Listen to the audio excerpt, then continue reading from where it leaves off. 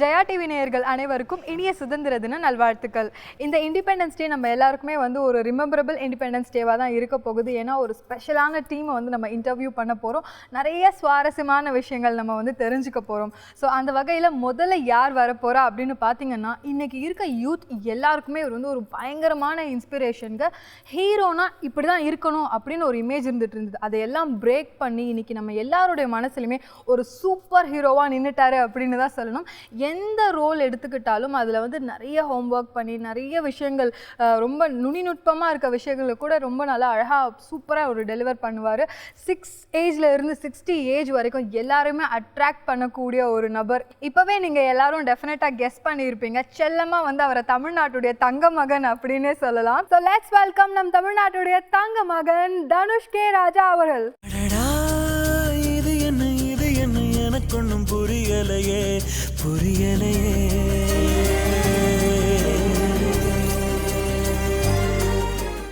First நம்ம ஷோக்கு போகிறதுக்கு முன்னாடி உங்களை பற்றின ஒரு ஏவி நம்ம டீம் வந்து ரொம்ப இன்ட்ரெஸ்டடாக ரொம்ப ஆர்வமாக வந்து பண்ணியிருக்காங்க. பார்க்கலாம்.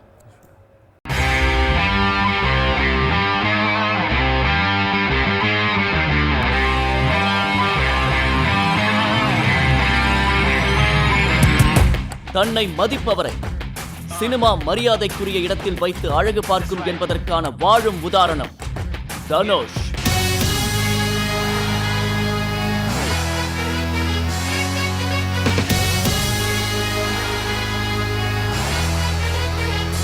எல்லோரும் சொல்வது போல் பக்கத்து வீட்டு பையனின் தோற்றம் கொண்ட இவரால் தமிழ் சினிமாவில் இருந்து கொண்டே உலகத்தை திரும்பி பார்க்க வைக்க முடிந்தது. அவர் பாலிவுட் சென்ற உடனேயே நாம் வாய் பிளந்து பார்த்தபோது அதையும் தாண்டி ஹாலிவுட் வரை சென்று நம்மை ஆச்சரியத்தில் ஆழ்த்தினார்.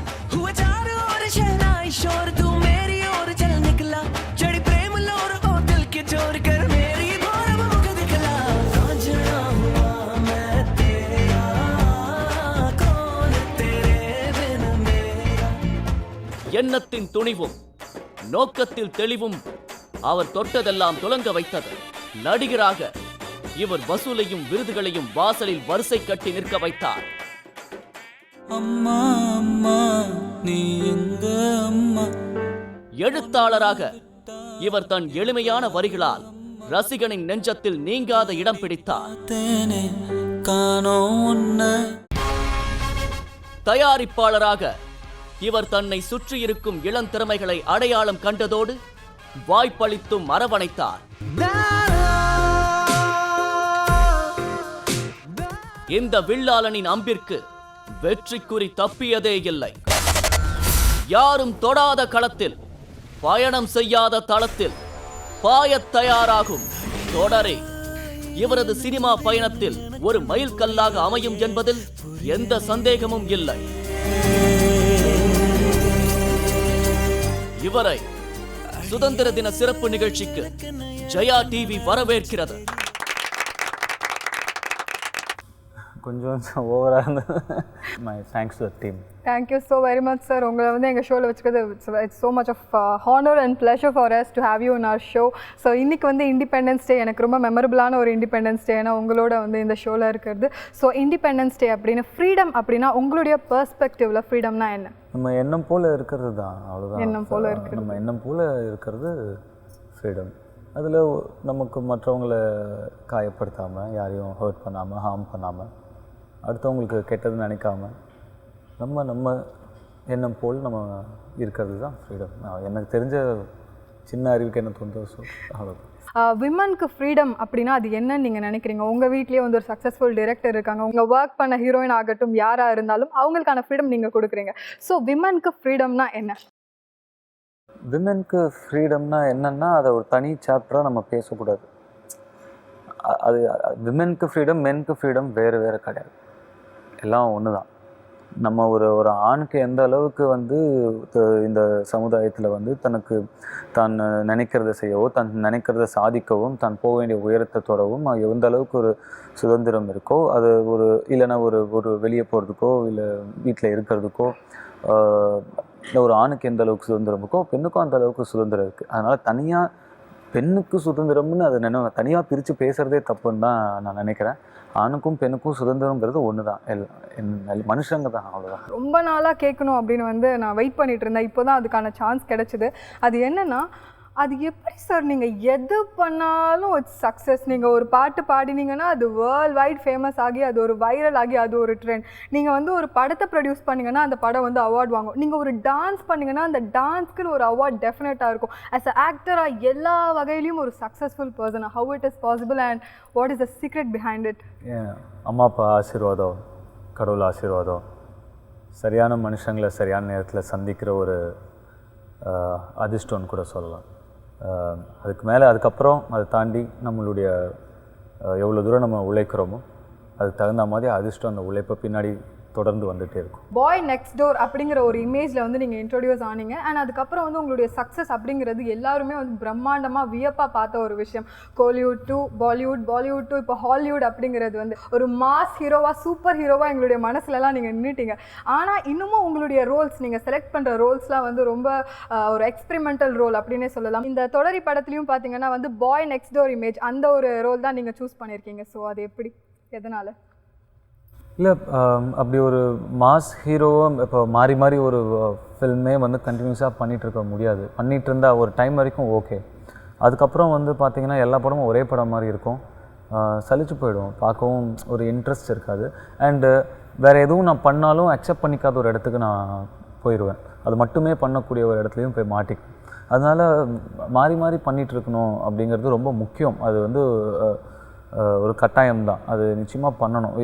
ஒரு இந்த படத்தில் போனால் என்னவா வேணால் அது இருக்கலாம் அப்படிங்கிற ஒரு ஓப்பன் மைண்ட் ஆடியன்ஸ் ஓப்பன் மைண்டோடு உள்ளே வரணும் அப்படின்னா நான் மாறி மாறி வேறு வேறுமான கதாபாத்திரங்கள் நான் பண்ணிகிட்டே இருக்கணும்.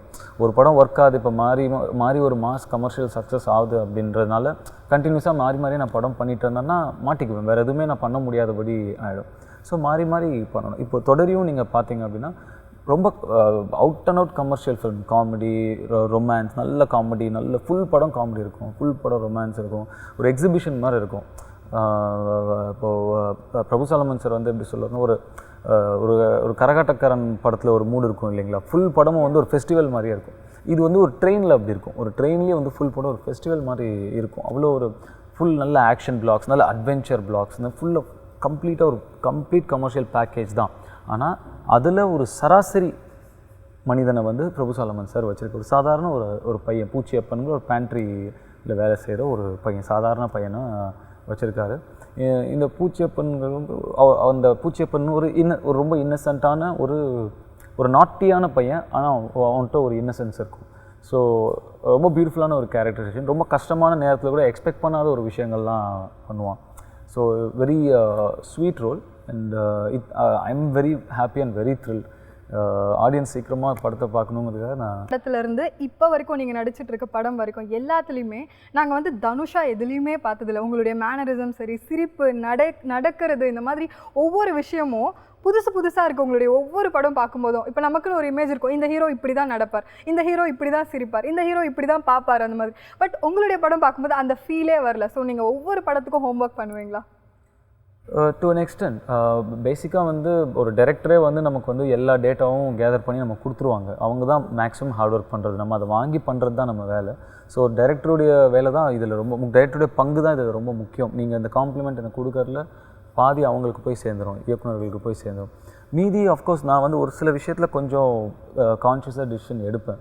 நம்மளை ஈஸியாக மிமிக்ரி பண்ணக்கூடாது, இப்போ எப்போ நம்மளை ஈஸியாக மிமிக்ரி பண்ண முடியும் அப்படிங்கிறது ஒன்று இருக்குது. ஸோ அப்போ நம்மளை ஈஸியாக மிமிக்ரி பண்ணக்கூடாதுன்னா நம்ம ஒரே மாதிரி இருக்கக்கூடாது. நம்ம வாக்கோ சரி, நம்ம ஸ்மைலோ சரி, நம்ம பேசுகிற விதமும் சரி. நீங்கள் இப்போ கூட பார்த்தீங்கன்னா ஒரு சிலர் பண்ணுறது கூட ஒரு பர்டிகுலர் படத்தோட கேரக்டர் அவங்களால மிமிக் பண்ண முடியுமே தவிர இல்லை, அப்படி தான் இருக்கும்.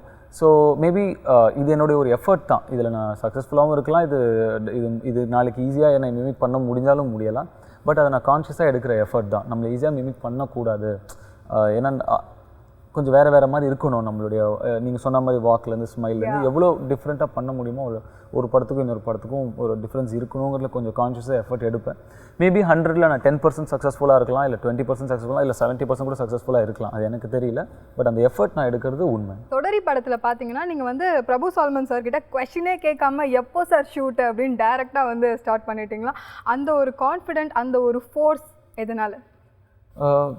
பிரபு சால்மன் சாரோட ஒர்க் இருக்குல்ல, அவர் பண்ண ஒர்க், அவர் பண்ண எடுத்த ஃபில்ம்ஸ், அவருடைய achievements, it talks louder than இல்லை what he has to say to me. So Kumki Mynaa Kumki பார்க்கும்போது எனக்கு இவர் கூட வேலை செய்யணும்னு ரொம்ப ஆசை இருந்தது. கும்கி கதை கேட்டபோது இந்த கதையை நமக்கு வரலன்னு எனக்கு ரொம்ப ஆதங்கமாகவும் கூட இருந்து, நான் அதை அவர்கிட்ட ஃபோன் பண்ணி கூட பகிர்ந்துக்கிட்டேன் இருந்தது. ஸோ இவர் கூட வேலை செய்யணும்னு எனக்கு ரொம்ப இதாக இருந்தது. ஸோ அப்போது ஒரு தருணத்தில் நாங்கள் சந்திக்கும் போது ஒரு லைனாக சொன்னார், மொத்தமாக ட்ரெயினில் நடக்கிற ஒரு கதை, அவ்வளோதான் சொன்னார். நீங்கள் எப்போ டேட் சொல்லுங்கள் சார், நான் வரேன் அப்படின்னு சொல்லிட்டு. எனக்கு ஷூட்டிங் போனதுக்கப்புறம் தான் கதை ஃபுல் கதை தெரியும். பட் நான் டப்பிங்கில் படம் பார்த்ததுக்கப்புறம் நான் டபுள் ஹாப்பி. எனக்கு ரொம்ப சந்தோஷம். இந்த படம் நான் இந்த கதையை தேர்வு செய்ததுலையும், இந்த இயக்குனர் கூட வேலை செய்ததுலையும், இந்த படம் வந்திருக்கிற விதத்துலையும், நான் கதை கேட்டிருந்தா என்ன டிசிஷன் எடுத்து எவ்வளோ ஹாப்பியாக இருக்கணும், அதை விட நான் ஒரு 200 டைம்ஸ் ஹாப்பியாக இருக்கேன் இன்றைக்கி. So that is more then enough. அப்போ நாங்கள்லாம் வந்து ஒரு 500 டைம்ஸ் ஹாப்பியாக இருப்போம் அப்படின்னு நினைக்கிறேன். பை காட்ஸ் கிரேஸ், எல்லாமே காட்ஸ் கிரேஸ் தான். இப்போது எப்படி நமக்கு ஒரு சிலது வந்து நம்ம எவ்வளோ பிளான் பண்ணி பண்ணுவோம், அது சரியாக நடக்காது. ஒரு சிலது வந்து ஓகே நம்மக்கிட்ட கடவுள் இருக்கான்னு தைரியமாக பண்ணுவோம், அது பயங்கரமாக அமைஞ்சிடும். அந்த மாதிரி அமைஞ்ச ஒரு படம் தான் தொடரி. ஸோ நீங்கள் கதை தான் கேட்கல, அட்லீஸ்ட் ஒன் லைன் உங்களுடைய கேரக்டர் இதெல்லாம் கேட்டிங்களா? எனக்கு இவ்வளோ தெரியும், ஒரு பேண்ட்ரியில் வேலை செய்கிற ஒரு பையன், அவ்வளோ தெரியும், அவ்வளோதான் அப்போதைக்கு தெரியும். பிரபு சால்மன் சார் எல்லா ஹோம்ஒர்க்கும் பண்ணி அதை எனக்கு கொடுத்தாரு, அதை நான் வாங்கி அதை இது பண்ணேன், அவ்வளோதான். மற்றபடி அவருடைய ஹார்ட் ஒர்க் தான், நான் இதில் சும்மா ஒரு மீடியம் தான் நான். ஸோ இன்னொரு விஷயம் கேள்விப்பட்டோம், அது என்னென்னா வந்து ஹைட்டில் உங்களுக்கு கொஞ்சம் பயமாமே. வெர்டிகோன்னு ஒரு கண்டிஷன் இருக்குது, ஹைட்டான இடத்துல இருந்தால் தலை சுற்றும். ஓகே, அது ஒரு கண்டிஷன் ஆக்சுவலாக.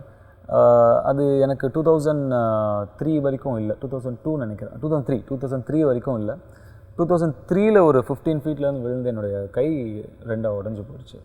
ஸோ அப்போலேருந்து அது ஒரு ட்ரமாட்டிக் எக்ஸ்பீரியன்ஸாக இருந்துச்சு அந்த டைம், ஒரு 4-5 மந்த்ஸ் அப்போ.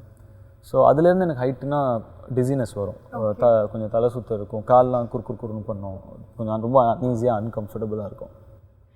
ஸோ இந்த படத்தில் வந்து நாங்கள் பார்த்த ஸ்டில்ஸில் இல்லை வீடியோலலாம் பார்த்தீங்கன்னா, ட்ரெய்லரில் பார்த்தீங்கன்னா நீங்கள் வந்து ஹைட்டாக நின்று அதுவும் ஓடுற ட்ரெயின்லலாம் நின்றுருந்தீங்க. ஸோ அதை நீங்கள் எப்படி மேனேஜ் பண்ணீங்க? How did you over come? இல்லை ஒரு சில பேர் சொல்லுவாங்க நம்ம பயப்படுற விஷயத்தை தினமும் பண்ணால் பயம் போயிடணும், இந்த படத்துக்கு அப்புறம் உங்களுக்கு பயம் போயிடுச்சா? இல்லை சம்டைம்ஸ் அது நடக்கும், இட்ஸ் ட்ரூ. எனக்கு பேர்ட்ஸ்னால் அலர்ஜி இருந்தது, ஆடுகளம் பண்ணதுக்கப்புறம் எனக்கு அது போயிடுச்சு ஃபுல்லாக, ஈஸியாக பேர்ட்ஸ் ஹேண்டில் பண்ண ஆரம்பித்தேன். பட் வெர்டிகோ அப்படி இல்லை, இன்னமும் கூட ஹைட்னா எனக்கு கொஞ்சம் டிஸியாக தான் இருக்கும். இந்த படம் அஃப்கோர்ஸ் ஒரு ஹைட்டில் போய் நிற்கணும், அங்கே ஓடணும், ஆடணும், குதிக்கணும், அப்படிலாம் இருக்கும்போது கொஞ்சம் அன்கம்ஃபர்டபுளாக அது இருந்து, இட் வாஸ் லிட்டில் டஃப்.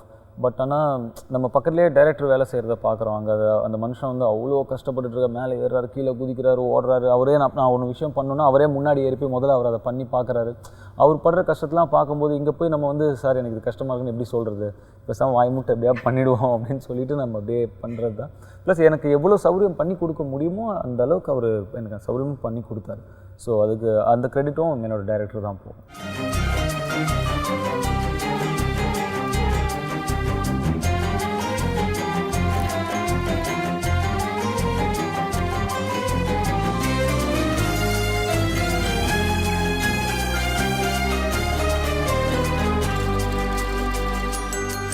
சமீப காலங்களில் உங்களுடைய படங்களை பார்க்கும்போது சின்ன குழந்தைங்கள்லேருந்து பெரியவங்க வரைக்கும் ஒரு விஷயம் அப்படியே வந்து போய் தொத்திக்குது ஒட்டிக்குதுன்னு சொல்லலாம். உங்களுடைய பஞ்ச் டயலாக்ஸ் 6 வயசுலேருந்து 60 வயசு வரைக்கும் எல்லாருமே சொல்லுவாங்க. அந்த மாதிரி இந்த படத்தில் ஏதாவது? இது ஒரு கதையாக நீங்கள் பார்க்கணும், இது ஒரு ஹீரோ படமாக நீங்கள் பார்க்கக்கூடாது. இது ஒரு மொத்தமாக ஒரு கதை, ஒரு நல்ல ஜாலியாக ஹாப்பியாக சிரித்து என்ஜாய் பண்ணுற ஒரு கதையாக அப்படி தான் நீங்கள் பார்க்கணும். தனுஷ் உடைய ஹீரோயின் அப்படின்னாவே அது ஒரு வேறு விஷயம், எங்களுக்கு வேறு ஒரு ஃபீல். ஸோ பிரபு சால்மன் சாரும் அதே மாதிரி தான், அவருடைய ஹீரோயின் அப்படின்னாவே அவங்களுக்குன்னு ஒரு தனி ட்ராக் இருக்கும், அவங்களுக்குன்னு ஒரு இம்பார்ட்டன்ஸ் இருக்கும். ஸோ தனுஷ் ஹீரோயின் ப்ளஸ் பிரபு சால்மன் சாருடைய ஹீரோயின் எப்படி? இந்த படத்தை பொறுத்த வரைக்கும் 2 ஹீரோ. பிரபு சாலமன் சார் பேசும்போது இன்னும் ஒரு 3-5 ஹீரோ சொல்லுவார், ட்ரெயின் ஒரு ஹீரோன்னு அது மாதிரி நிறையா சொல்லுவார். நான் பேசிக்காக சொல்கிறேன், 2 ஹீரோ இருக்காங்க. ஒன்று கீர்த்தி சுரேஷ், 2 பேருமே ஹீரோ தான். அவங்க எனக்கு எந்த அளவுக்கு முக்கியமான கதாபாத்திரமோ அதுக்கு ஈக்குவலாக அவங்களுக்கும் முக்கியமான கதாபாத்திரம். அவங்கள எக்ஸ்ட்ராடனரியாக பெர்ஃபார்ம் பண்ணியிருக்காங்க. அவங்க பெர்ஃபார்மன்ஸ் பற்றி தனியாக நிச்சயமாக எல்லா விமர்சனத்துலேயுமே 4 வரி இருக்கும். அந்தளவுக்கு அவங்க பெர்ஃபார்ம் பண்ணியிருக்காங்க. அண்ட் அஃப்கோர்ஸ் இந்த பிரபு சாலமன் சார் தான் கேப்டன் ஆஃப் த ஷிப். அவர் இல்லாத பார்த்தீங்கன்னா இந்த படத்தில் இமானும் ஒரு ஹீரோ தான். ரொம்ப பியூட்டிஃபுல் சாங்ஸ் கொடுத்துருக்காரு. அண்ட் இப்போ நான் கேள்விப்படுறேன் பேக்ரவுண்ட் ஸ்கோரும் எக்ஸ்ட்ராடனரியாக பண்ணியிருக்காருன்னு சொல்கிறாங்க. ஸோ இமானும் ஒரு ஹீரோ தான். முக்கியமாக அந்த ட்ரெயினும் ஒரு ஹீரோ தான். எல்லாமே ஹீரோ தான். பட் கேரக்டர்ஸ் பற்றி வாய்ஸ் பேசும்பொழுது இந்த 2 பேருமே ஹீரோ தான். ஹீரோயின் இது பண்ணிட முடியாது. அண்ட் அது ஷீஸ் பெர்ஃபார்ம்ட் ரியலி வெல். அடடா இது என்ன எனக்கு ஒன்றும் புரியலையே.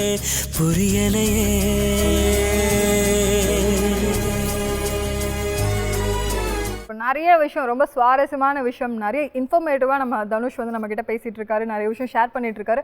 அடுத்ததான் இன்னொரு ஸ்பெஷலான கெஸ்ட் இப்போ பிரேக்குக்கு அப்புறம் வந்து ஜாயின் பண்ண போகிறாங்க. அவங்க யார் என்ன அப்படிங்கிறத கெஸ் பண்ணிகிட்டே இருங்க. Small break.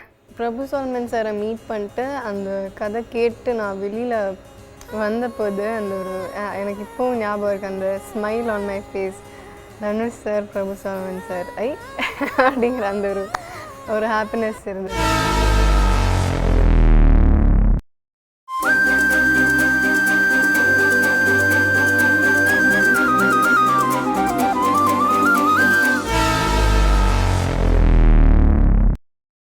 நீங்களே சொல்லிட்டீங்க இந்த படத்துடைய செகண்ட் ஹீரோ கீர்த்தி அப்படின்னு. ஸோ டெஃபினட்டாக இந்த நேரத்தில் அவங்கள இன்வைட் பண்ணியே ஆகணும்.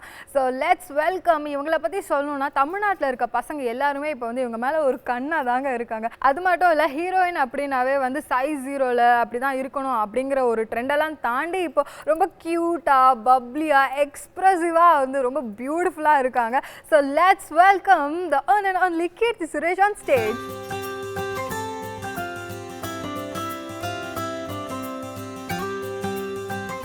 Happy independence day. தேங்க்யூ. கொஞ்ச நேரத்துக்கு முன்னாடி நானும் தனுஷ் சாரும் பேசிகிட்டு இருந்தோம். அவர் வந்து பயங்கரமான கிரெடிட்ஸ் கொடுக்குறாருன்னா it's not an easy thing. படத்தில் 2 ஹீரோங்க, நான் ப்ளஸ் கீர்த்தி சுரேஷ் அப்படின்னு அவர் சொல்லியிருந்தாரு. ஸோ உங்களை வந்து நாங்கள் இன்ட்ரோ பண்ணதே தொடரி படத்துடைய செகண்ட் ஹீரோ அப்படின்னு சொல்லி தான் வந்து கொடுத்துருக்கோம். எனக்கு கேட்டுச்சு, நான் வேறு யாராவது ஹீரோ இருக்காங்களா அப்படின்னு நான் யோசிச்சுட்டு இருந்தேன். எனக்கு புரியல. ஓகே. ஸோ பிரபு சால்மன் சாரில் அவருடைய படத்தில் வர ஹீரோயின் எல்லாருமே வந்து செகண்ட் ஹீரோ அப்படின்னு சொல்லலாம். இந்த படத்தில் நீங்கள் கமிட் ஆன ஒரு விஷயம் அண்ட் ஃபர்ஸ்ட் இம்ப்ரெஷன் அப்படிங்கிறது எல்லாருக்குமே ஒரு மெமரபிளான ஒரு விஷயம். ஸோ நீங்கள் ஃபர்ஸ்ட் டைம் தனுஷை பார்த்தப்போ உங்களுக்கு வந்த ஒரு ஃபீல், இல்லை பிரபு சாரை மீட் பண்ணும்போது உங்களுக்கு வந்த ஒரு ஃபீல், அதை பற்றி சொல்லுங்கள். ஃபஸ்ட் டைம் பிரபு சாரை நான் மீட் பண்ணது இந்த கதை கேட்கறதுக்கு தான். மீட் பண்ணோம் சார், இந்த படத்தை பற்றி பேசணும் அப்படின்னு சொன்னார். ஸோ நானே ஃபிக்ஸ் பண்ணிட்டேன் மைண்டில், நான் தான் ஹீரோயின் அப்படின்ட்டு. அப்புறம் அவர் தான் வந்து இல்லை எனக்கு ஃபஸ்ட்டு பார்க்கணுமா உன்னை அப்படின்னு சொன்னார். ஓகே சார் பார்க்கலாம், பட் நீ மேக்கப் போட்டு வந்துடாத அப்படின்னு சொன்னார். அதுதான் இன்னும் கஷ்டமாக இருந்தது. அண்ட் போனேன், மீட் பண்ணேன், சார் கதை சொன்னார். ரொம்ப அவர் சொல்லும்போதே எனக்கு ரொம்ப பிடிச்சிருந்தது. அண்ட் அங்கே வந்து அந்த கதை அவர் சொல்லிட்டே இருக்கும்போதே நம்ம தான் பண்ண போகிறோமா, நம்ம தான் பண்ணுவோம் அந்த ஒரு டவுட் எனக்கு. ஸோ பட் கதை சொல்லி முடிச்சு நான் கிளம்புறதுக்கு முன்னாடி நீ தான் அம்மா கன்ஃபார்ம்ங்கிற மாதிரி சொன்னார். ஸோ ரொம்ப சந்தோஷமாக இருந்தேன். அண்ட் தனுஷ் சார் எனக்கு முன்னாடியே தெரியும் சார், மீட் பண்ணியிருக்கேன் ஒன்ஸ் ஆர் ட்வைஸ் வேறு ஒரு ப்ராஜெக்ட் விஷயமா. ஷூட்டில் ஃபஸ்ட் டே மீட் பண்ணும்போது ரொம்ப சந்தோஷம். சாரோட படங்கள்லாம் ரொம்ப ரசித்து பார்த்துருக்கேன். சார் முன்னாடி நின்று நடிக்கிறேன் அப்படின்னு நினைக்கும். அண்டு கொஞ்சம் டென்ஷனாகவும் இருந்தது. But sir is a very cool person. அவர் வந்து ஈஸியாக அப்படின்னு நினச்சிட்டு போவார். பட் நம்மளுக்கு நம்மளோட ஸ்பேஸையும் கொடுப்பாரு. ஸோ ஏதாவது நான் கேட்கலாம்.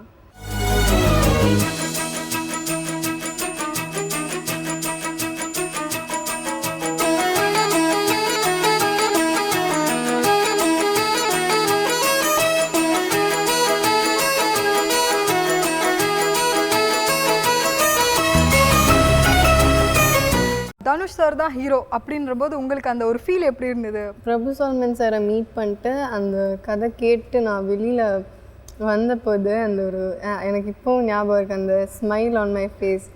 தனுஷ் சார், பிரபு சாலமன் சார் அப்படிங்கிற அந்த ஒரு ஹாப்பினஸ் இருந்தது. So it was very emotional moment for me. So இந்த படத்தில் ஹீரோயின் அப்படின்னு சொன்ன உடனே கீர்த்தி சுரேஷ் அப்படின்னு அவங்க சஜஸ்ட் பண்ணாங்களா, இல்லை நீங்கள் சஜஷன் ஏதாவது கொடுத்து அந்த மாதிரி?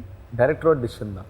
ரோல் பண்ண போகிறாங்க அப்படின்னு தெரிஞ்ச உடனே நீங்கள் என்ன ஃபஸ்ட்டு உங்கள் மைண்டில் வந்த ஒரு விஷயம்? I was very happy. ஏன்னா நான் முன்னாடியே அவங்கள மீட் பண்ணியிருக்கேன். அவங்க இது என்ன மயம் ரிலீஸ் முன்னாடியே நான் அவங்கள ஒரு ஆடியோ ஃபங்க்ஷனில் எங்கேயோ பார்த்தேன். ரொம்ப தமிழில் பேசினாங்க ஸ்டேஜில் வந்து. எனக்கு ரொம்ப சர்ப்ரைசிங்காக இருந்தது அப்போது. அண்டு தமிழ் பேச தெரிஞ்சவங்க அப்படிங்கிறதுனால ஒரு ஃபில்ம் அப்புறம் அந்த ஃபில்ம் நடக்கலை. அந்த ஃபில்மோட ரிலேட்டடாக நான் அவங்கள அப்போவே மீட் பண்ணேன். ஓகே. அப்போவே I told you have a bright future, நான் நல்லா ஒர்க்கிங்க, டெஃபினட்டாக ஒர்க் பண்ணலாம் நான் அப்போயே சொல்லியிருந்தேன் அவங்கக்கிட்ட. So when I came to know இவங்க தான் பண்ணுறாங்க தொடர் இல்லைன்னு கேட்கும்போது குட். ஐ மீன் ரொம்ப டேலண்டடான ஒருத்தங்க, தமிழ் பேச தெரிஞ்ச ஒரு talented girl. So I was very happy, நல்ல ஹாப்பியாக இருந்தது.